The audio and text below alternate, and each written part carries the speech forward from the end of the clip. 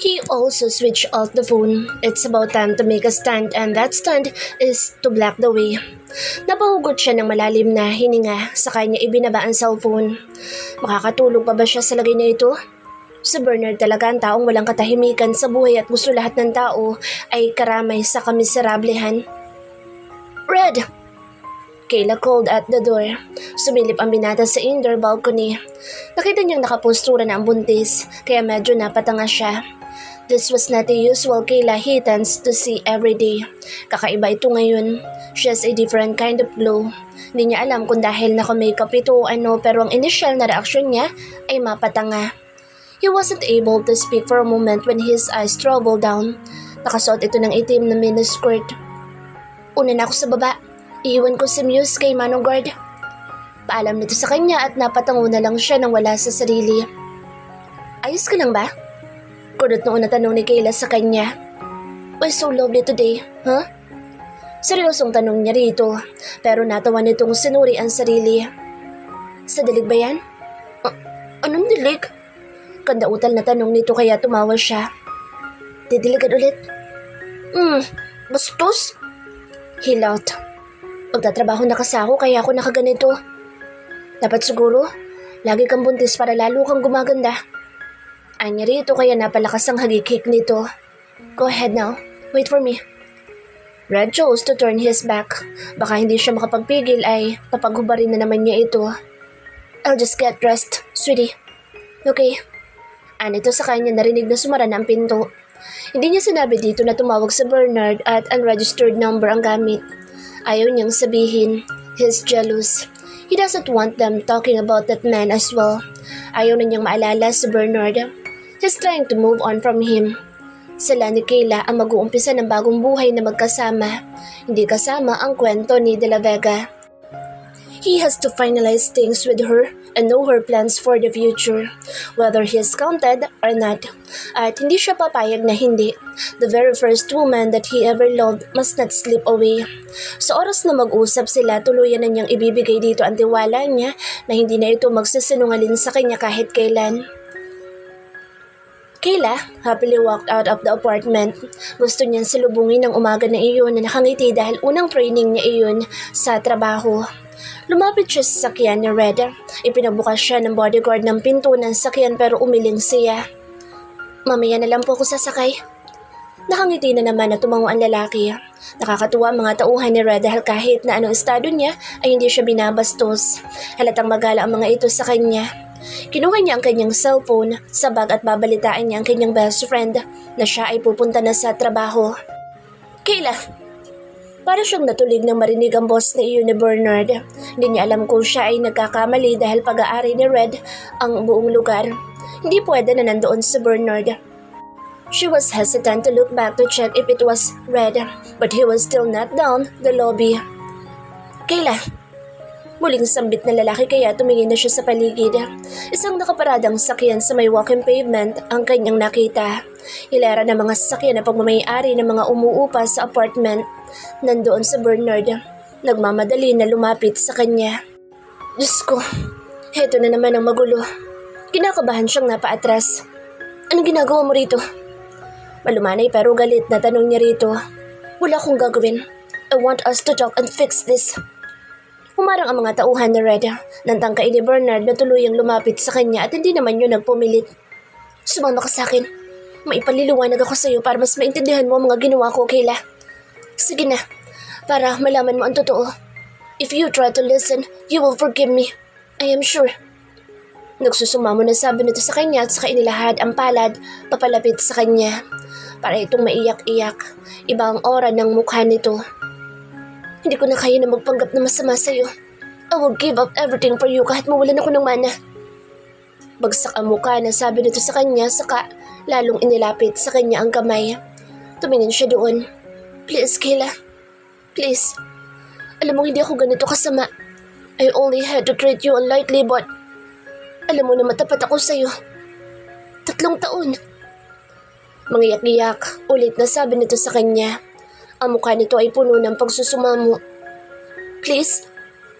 Napalunok siya ng laway at nakatingin lang sa kamay nitong pilit na inilalapit sa kanya para abutin niya. And who told you she'd go with you? Red asked as he stepped out. He was behind the car when he heard Bernard. Tumingin si Kayla sa kanya at parang gulat nang lumabas siya. He was looking at Bernard's hand, extended toward Kayla. Tumingin siya dito dahil nakatitig ito sa kanya. Don't meddle in. Masyado kang pakialamero na kahit cellphone ng asawa ko ikaw may hawak. Did you even forget who you are? Bernard said with sarcasm. She just sold herself to you. For me. Red pursed his lips. I certainly know that. I am her second man. Yun ba ang gusto mo sabihin? Why don't you ask Kayla if she wants to go with you? Tumingin siya kay Kayla. Wala namang pangalawang pagkakataon para sa'yo, Bernard. Tinuruan mo akong gumawa ng isang bagay na di sa hinagap ay hindi ko akalain na magagawa ko. Pinababa mo ako. Pinababa mo na nga ako, iniinsulto mo pa ang pagkatao ko. Wala ka nang maluloko, Bernard. Kayla spat. Binuksan nito ang pintuan ng sasakyan pero hindi nito mabuksan. Muntik siyang matawa dahil hindi naman niya sasakyan ang binubuksan nito. Bakit ayaw? She asked when she looked back at him. That's not my car. Ay, mali. Anito kaya agad naman na inakay ng bodyguard niya papunta sa sasakyan niya. Malamang sa pag-atras nito kanina ay nakalayo na sa sasakyan niya. Sunundan niya ng tingin si Kayla bago niya ibinaling ang mga mata kay Bernard. She decided. And she didn't choose you. Anya na tumikwas ang labi. Nagyayabang sa lalaking mayabang. Don't be self-assured, Bernard. Kaya kitang palitan sa puso ni Kayla kahit na 3 taon na kayo magkasama. I showed her kindness. What did you show her? Sa ulitin na padadapuin mo ang kamay mo sa kahit alin man sa parte ng katawan niya. Pagdalawang isip ka muna. Baka mapatay kita. And you fix yourself. You know what happened between you and Megumi. When it comes to Kayla, wala kang aasahan dahil hindi ko siya ibabalik sa'yo kahit nasaan pa tayo makarating. Ang yabang mo. Inis na sagot nito sa kanya.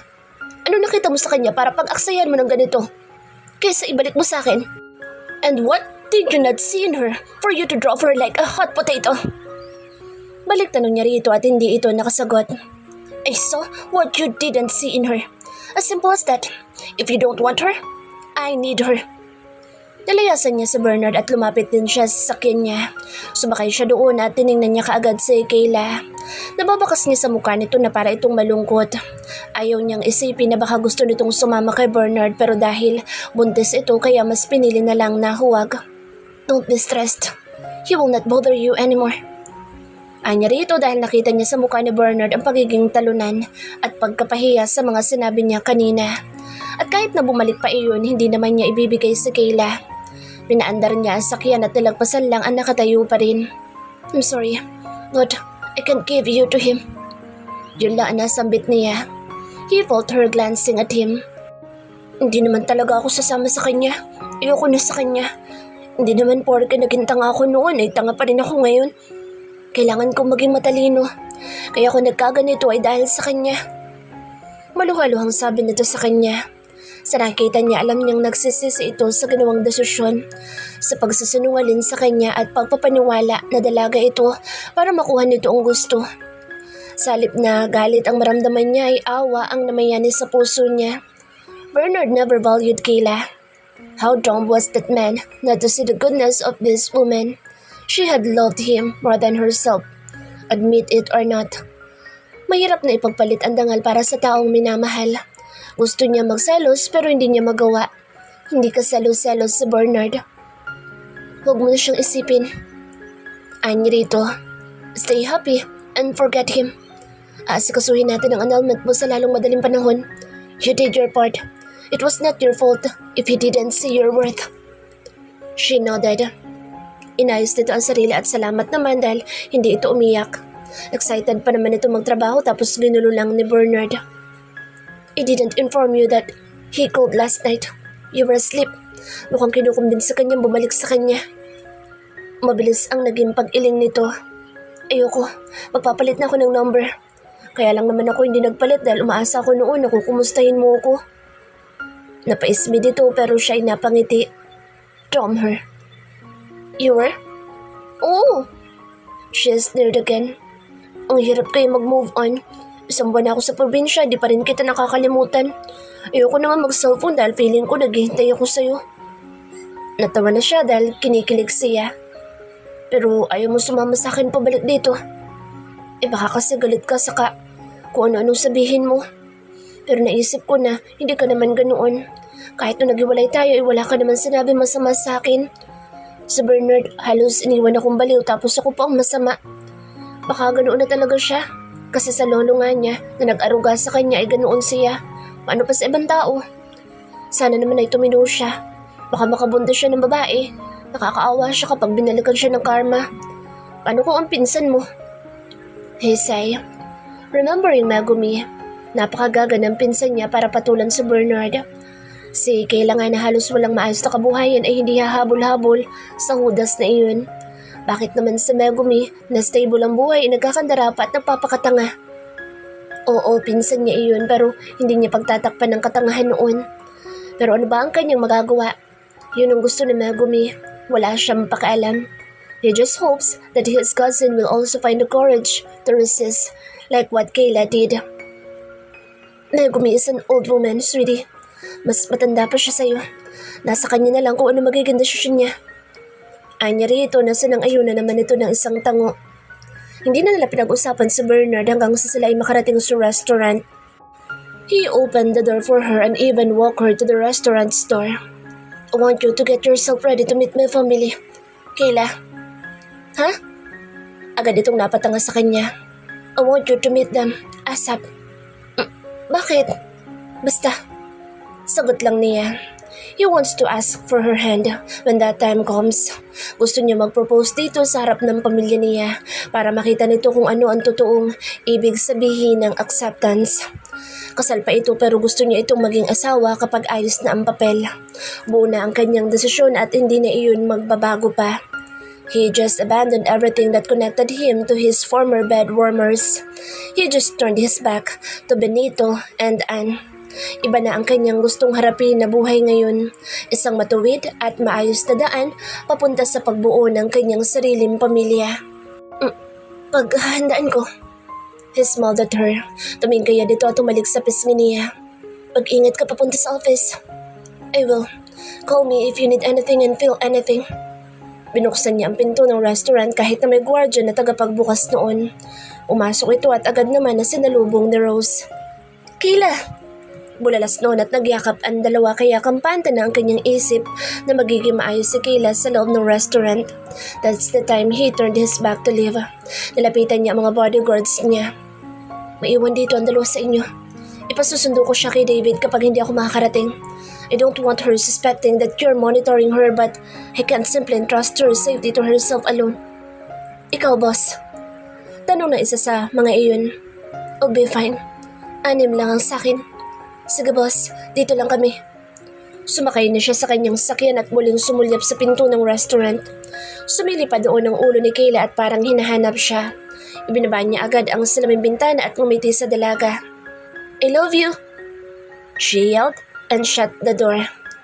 What the hell? Iirap-irap sa Annalyn ang bumaba sa kotse at naglakad palapit sa harap na Bernard. Hindi pa siya tuluyang nakakalapit pero ganoon na kaagad ang salubong ng babae sa kanya. Kahapon lang ay nagkasundo sila na papapaghiwalayin nila sina Red at Kayla. He had his personal motives for threatening his grandfather, and so as Anne to save his Travis from bankruptcy. What the hell were you saying? Galit na tanong ng babae sa kanya habang lumalagatak ang takong sa sementadong kalsada. I was saying, wala na akong magagawa. Ayaw na ni Kayla. Alangan naman na pilipitin ko ang leg niya. Baka makasuhan ako. Minsan ko na siyang napagbuhatan ng kamay. Napakamot sa ulo na sabi niya. Sa totoo lang para siyang natauhan sa mga simpleng salita ni Red sa kanya. Ano nga bang hindi niya nakita kay Kayla? Para siyang nakonsensya sa mga ginawa niya. Wala naman talaga siyang balak na mag-asawa na mahirap dahil ayaw niyang maghirap. Kaya siguro hindi siya nag-invest ng feelings para kay Kayla. Pero hindi na rin niya gusto si Annalyn. Nang lumaya siya, nakalimutan na rin niya ang babae. Wala siyang mahal kung hindi ang kanyang sarili. He always thinks of his future alone. Wala ka pala. Galit na sabi sa kanya nito. Wala kang pakinabang. Don't talk to me that way, Anne. Wala naman akong utang na loob sa'yo na dapat kong bayaran. You won't tell Dad about Megumi. Go ahead. Matagal na ako naging mag-isa sa buhay. I must stop this now. Kung ako sa'yo, mas mabuti siguro na pagtuunan mo na lang ng pansin ang pagbuhay sa negosyo nyo kaysa ang mga plano mo na ito na walang katuturan. Parehas tayong walang mapapala dito. Nasa poder na ni Fuentes si Kayla at may hirapan na tayong paghiwalayin sila. Sa nakita ko, decidido na si Red na panindigan ang lahat. Uwi na ako, Ann. Galit itong pumewang pero tumalikod pa rin siya. Sana'y matauhan na rin ito na hindi na nito makukuha pa si Kayla. Nagiwalay na nga ang dalawa na lalaki at ni Kayla, wala namang nangyari. Nagbalikan pa rin. Isa pa, mahirap na. Buntis si Kayla at kapag napahamak iyon dahil sa pangungonsumisyon niya, sa kulungan ang patak niya o di kaya ay sa sementeryo. Marami beses na niyang nakita na magalit si Red at hindi biro kapag nasagad ang isang Fuentes. Red is also like his father, kind outside but dangerous inside. Sabihin ng bahag ang kanyang buntot pero wala sa katiting ang kanyang yaman. Ni sariling aeroplano wala siya. Paano siya lalaban sa isang tulad ni Red? He was supporting Kayla's courage. Hindi man umiimik ang lalaki, ramdam ni Bernard na nakasuporta iyon sa likod ng asawa niya. Good luck kay Annalyn kapag hindi iyon nag-isip ng matino. Talo na siya at tanggap na niya. Sir, your girlfriend is here. Melo whispered almost behind Red during his meeting. Nakaupo siya at nakikinig sa palitan ng mga opinyon ng kanyang mga kasamahan. Pero pumasok si Melo para iimporma sa kanya na nandito ang girlfriend niya. Girlfriend? Si Kayla po. Kayla? Yes. We'll take a break. Agaran niyang sabi ng walang pagdadalawang isip. Ni hindi nga siya nag-isip at basta na lang iyong lumabas sa kanyang bibig. Tumingin sa kanya ang lahat pero mabilis siyang tumayo. It's 20 minutes before 12. Alas 12 pa sana sila magbe-break pero dahil dumating si Kayla ay break time na kaagad. Wala siyang pinansin na kahit sino man. Agad na siyang lumabas. Take your break as well, Melo. Yes, sir. Miss Kayla is inside your office. Thank you, he said and walked tersely toward his office. Walang katok na pumasok siya sa loob at nakita niya ang dalaga na nakaupo sa kanyang swivel chair. She smiled sweetly while swinging his chair. May dala akong pagkain para sa lunch. Di ko naman alam na may meeting ka. Aabutin ng lunch. Paliwanag kaagad nito sa kanya pero tahimik lang siyang lumapit. Have you eaten? He asked her and gently twisted the chair and kissed her on the forehead. Hindi pa. Dito talaga ako pumunta para sumabay sa'yo. Bukas na lang ako sasabay kay Ate Rose na mag-lunch. Let's eat then, he said. Binuksan niya ang dala nito mga paper bags at isa-isang inilabas ang mga iyon. Uy, mapayaran ko pa yan ha? Napahalakhak siya sa sinabi nito kaya sumimangot ito sa kanya. Aba, wala akong pera. Ang mahal ng pagkain dun. Alam nga naman bayaran ko ng puri ko Ikaw na ang kumuha. Tom, kahit 10 puri mo, ako pa rin ang kukuha. Remind me about the payment. I'll give you an allowance too. Ay, ayoko. 1K pa naman ako. Ayos na ito sa akin. Sasahod naman ako. Hatid sundo mo naman ako at hindi na mamasahe. Bayad lang sa foods ang ibigay mo. She told him. He kept on looking at her face while she was talking. So, she raised her brows. Bakit ganyan ang tingin mo? Ulitin mo nga yung sinabi mo kanina sa restaurant pero bigla mong sinara ang pinto. Naniningkit ang mga mata niyang sabi rito pero umingos ito at agad na hinarap ang pagkain. Alin? Yung mahal kita pero wala kang sagot kahit sa text man lang? Parang masama ang loob na sabi nito sa kanya. Maluha-luha pa pero umiiwas ng mga mata. Okay lang naman, di naman ako naghihintay. He just chuckled. Ako ba naghihintay o ikaw? Kinurot niya si Kayla sa pisngi. Hindi siya nag-text dito tungkol doon kasi ayaw niyang sa text sabihin. He wants to say it personally. Anong ikaw o ako? Ako nga nagsabing una. Masungit na sagot nito sa kanya. Sweetheart, I have loved you even before you did. Hinahanap mo palang sa Bernard, mahal na kita kaya ako naghihintay. That's why I asked you if you ever loved me despite everything. And you said you did. It was enough reason for me to live. At least, with happiness. Emosyonal naman na sabi niya rito at nakikinig ito ng buong puso. Her eyes were talking for her. Nakikita niya ang kasiyahan sa mga mata nito kahit na para itong maiiyak. Ibig sabihin ay mahal mo na ako dati pa? He nodded at her. Ikaw? Mayaman ka at ako ay walang sinabi sa buhay.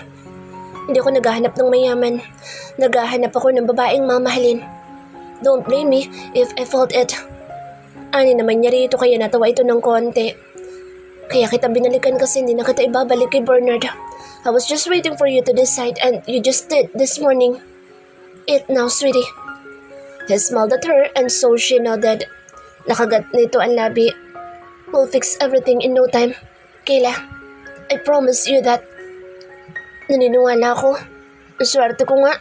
Biruin mo hindi mo sinaktan ng kalooban ko kahit nanuloko kita. Kung iba lang, ay baka sinumpa na ako. I love you. I can't say bad things to you. Maikling sagot niya dahil yun naman talaga ang totoo. Kaya hindi niya ito kayang pagsalitaan ng masakit at maisantabi ang respeto niya rito ay dahil mahal niya ito. Mas pinili na lang niya makapaghiwalay na lang at tanggapin ang lahat kaysa magbitaw pa ng mga masasakit na salita. He just couldn't. Thank you, she sweetly replied before starting to eat her food. Red couldn't explain his happiness at that moment while watching Kayla. Sa wakas ay napalaya na rin niya ang sarili sa damdamin niyang hindi niya masabi noon pa dahil masyadong komplikado ang sitwasyon nito at may mga iniisip siya na hindi niya masabi. Are you feeling good today? I mean, you're pregnant? He asked after a while. Okay naman. Libang ako sa training kaya hindi ko siguro naiisip na masuka. She giggled and continued chewing. Gusto ko ito na may ginagawa ko kasi nasanay na ako. Tapos mag-aaral ako ulit. Gusto ko matupad ang pangarap ni Papa para sa akin na hindi niya natapos. Nag-aaral pa kasi ako nang tamaan siya ng kidlat. Kahit na mabait si Natcha Mining at Ate Rose, ayoko naman na umasa sa kanila buong buhay ko. You're such a very brave young woman. You were like my mom. If you meet her, you'll certainly like her. Mabait din siya tulad ni Dad. Lahat naman siguro kayo mabait kahit sobrang yaman niyo. Biruin mo na pinuntahan mo pa ako sa Naga. Mahal nga kasi kita. Ani naman niya talatang kinilig ito sa kanya. She tried suppressing her smile but wasn't able to do it. Sinubuan na lang siya nito ng pagkain kaya halos matawa din siya. Kumain ka na, isara mo ng bibig mo. Ayaw mong marinig ang pagkikimakata ko? She giggled. Hindi bagay. Ano bagay sa akin? O baka mas bet mo yung pinaguhubad kita? Shit, gusto niya magsisi dahil ngumiti ito na parang ibig sabihin ay ganoon talagang gusto. Later, he added, and she halted as she looked up at his face. Saan naman? Dito. Maagap na sagot niya. Ramdam na niya ang pagkalalaki niyang nabubuhay. Kanina pa niya ito nararamdaman nang makita niya itong nakapalda. Tulad ng makita niya ito sa SM Naga. Dumako ang mga mata niya sa kanyang salaset. Doon ay pwede sila mamaya bago ito bumalik sa restaurant. What time will you be back at the restaurant? 1 p.m. daw ang time. Tumango siya at kumain na rin ng mabilis. Akin ang bayad. Yun ang sabi ni Kayla kay Red pagkatapos nilang kumain. Kinalkal niya sa bag ang resibo at ipinakita dito. 450 ang bayarin nila. Why cheap? Kunot noon niyang tinignan ng resibo at hindi siya makapaniwala na ganoon kamura. Anong why cheap? Sa probinsya nga may 60 pesos ka lang, may tanghalian ka na. Cheap ka dyan. Ismid nito kaya natawa siya. Why don't you hold this ATM so that when you need money, you'll just have to withdraw? Ano naman niya nang kunin niya ang kanyang pitaka. Ayoko, baka matukso ako magnakaw. Silly, so that you will never have to come to me to ask if you have to pay for something. He insisted as he put the card on her palm. The pin is 10/26. That's my birthday. When is your birthday again? Next month, March 15. He nodded. Ipapahanda na niya ang Jollibee party nito, tulad ng kanyang naging pangako. He's so happy that they're still together. Akala niya magbe-birthday ito na wala siya. So, nakangiti niyang sabi sa kasya rito lumapit. Agad niya itong hinawakan sa bewang at inilapit ang mukha niya sa mukha nito. He teased her with a kiss and she immediately parted her lips. Medyo inilayo niya ang labi at napahabol ito kaya napangiti siya. You want? He teasingly asked Kayla. Tumango ito at yumakap sa batok niya kaya napamura siya sa isip. He tried kissing her again and she tiptoed. "I love you," he whispered, and so she nodded. "I love you too." Sagot nito sa kanya. "Bilis na at baka mag-time." Red chuckled with that warning, and without a word, he scooped her and carried her to the sofa. The long day is over. Masaya si Kayla na yumakap sa kanyang ate Rose nang matapos ang kanyang training sa araw na iyon. 5:30 na ng hapon at handa na siyang umuwi. Hindi makakasundo sa kanya si Red pero nandyan si Davis sa labas. "Kakaloka naman ang kahera.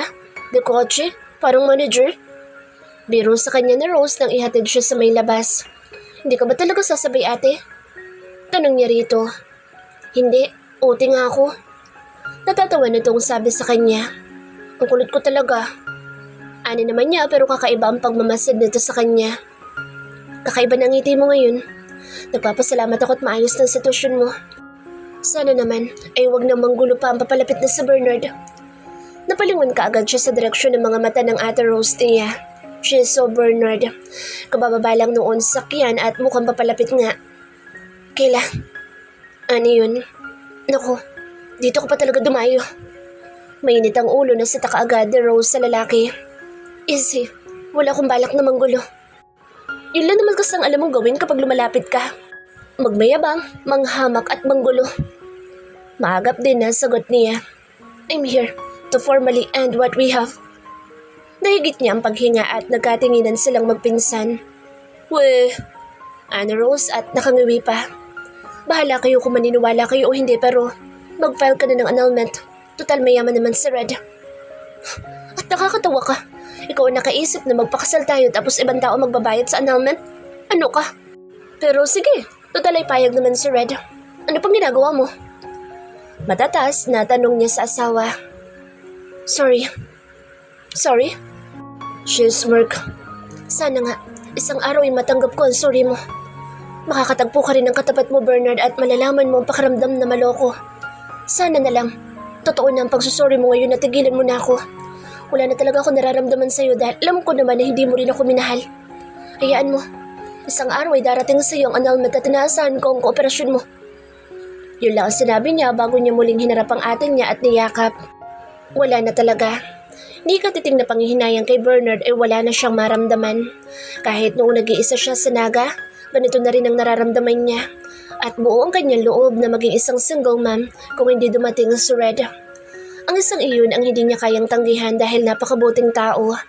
Alam niyang may mga pagkakataon na napipikon din iyon sa kanya pero hindi iyon bastos na lalaking nawawala ng halaga ang babae kapag nagagalit na. Nakakatawa mang isipin na si Bernard ay niloko siya pero hindi niya kayang isipin na lolokohin din siya ni Red. Pagkatapos niyang umiti kay Rose ay tumalikod na siya at pumunta sa kotseng kanyang sasakyan, kung saan naghihintay si David. "Text mo ako kapag nasa bahay ka na," pahabol ni Rose sa kanya. "Oo, ate." Ani naman niya saka siya sumakay sa sasakyan. She grabbed her phone from her bag and texted Red. "Pauwi na kami, ni Kuya David." Alam niyang may meeting pa iyon dahil marami daw iyon na postponed ng mga meetings nang pumunta sa Naga City. Tapos ay hindi pumasok ng ilang araw nang dumating sila sa Maynila. Kaya ngayon ay binabawi ang nawalang oras sa trabaho. It was all because of her and nothing but her and their baby. Ganoon sila kahalaga para kay Red na baliwala ang trabaho at ang lahat dahil sila ang priority. "Okay, sweetie. I'll be home as soon as this is over. Dumaan na ako kanina kay Babuela kaya hindi na ako dadaan ngayon. 30 minutes na lang ito. Where's my I love you?" Napahagikik siya at nagtipa sa keyboard. "I love you." With a heart emoji iyon. Pipindutin na lang niya ang send button pero bigla silang gumewang-gewang na para bang may iniiwasan sila. "Mabangga!" Sigaw ni David kaya para siyang nautas nang wala sa panahon. Tumilapon ang cellphone na hawak niya at parang kahit nakaluluwa niya ay tumilapon din sa lakas ng pag-alog ng buong sakyan nang bumangga sila sa kung anong bagay. Walang reply. Tila sumama ang loob ni Red dahil hindi nag-reply si Kayla sa kanya.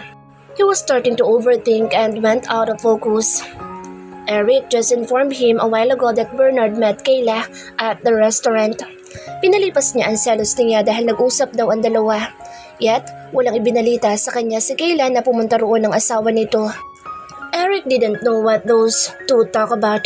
He was hoping that it was just some normal conversation, despite his jealousy. Hindi naman niya masisisi ang kanyang sarili kung siya man ay nakakaramdam ng selos. Gusto niyang manatili sa paniniwala na hindi na siya ulit pagsisinungalingan ni Kayla. He wants a happy life with her and he must start it with believing in her. Humugot siya ng malalim na hininga. This is the first time he ever fell in love. He was acting a bit kind of possessive. He must not. I must not. She's mine. Ramdam naman niya ang sinasabi ni Kayla na pagmamahal sa kanya. The way how she touches him shows how much she's into him. And he was the very first man in her life. Hindi man iyon batayan ng pagmamahal, may connection iyon sa kanya tuwing nanititigan siya sa mga mata.